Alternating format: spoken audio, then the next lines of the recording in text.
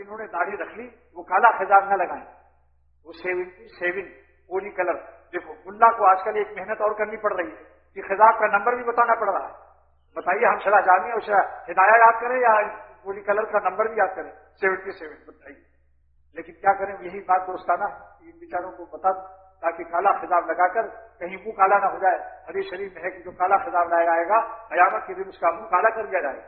سوّد اللہ وجہہ یوم القیامہ اور کما قال صلی اللہ علیہ وسلم. اس لیے اگر خضاب لگانا ہے تو براؤن لگاؤ، بھورے رنگ کا. مہندی لگا لو، لیکن جو نہیں لگاتے یہ بھی بخشش کا ذریعہ ہے. حدیث شریف میں آیا کہ اللہ تعالیٰ سفید داڑھی والوں سے سوال جواب سے شرماتا ہے.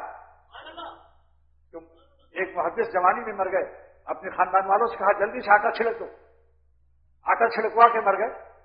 فرشتوں نے آ کے کہا حساب کہاں، کیسا حساب دیکھتے نہیں سفید بال لکھتا ہے. پھر پوری حدیث پیش کر دی. ان کہا یہ تو نقلی ہے. کہا نقلی ہو، ہمارے اختیار میں جو تھا ہم کر کے آگے.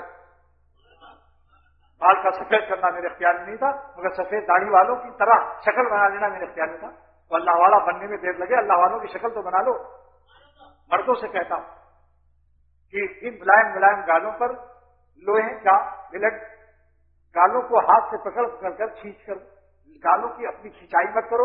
اس کے بعد بلٹ سے رگڑائی مت کرو. ایک کوٹ پھر ڈبل کوٹ، آخری کوٹ کا نام بتاؤں، کھونٹی اکھاڑ کوٹ. تین کوٹ، اور جسم پر ایک کوٹ بھی نہیں اور گال پر 3 کوٹ پہنا دیا.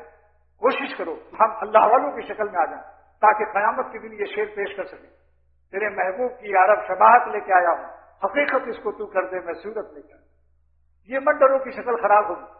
اگر داڑھی رکھنے سے شکل خراب ہوتی تو اللہ تعالیٰ نبیوں کو اپنے پیاروں کو داڑھی کا حکم نہ دیتا.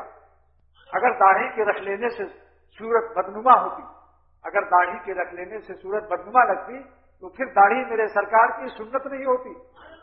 یہ شاعر اثر کا شعر ہے جو نوجوان کبھی کبھی آپ کو سناتا ہے.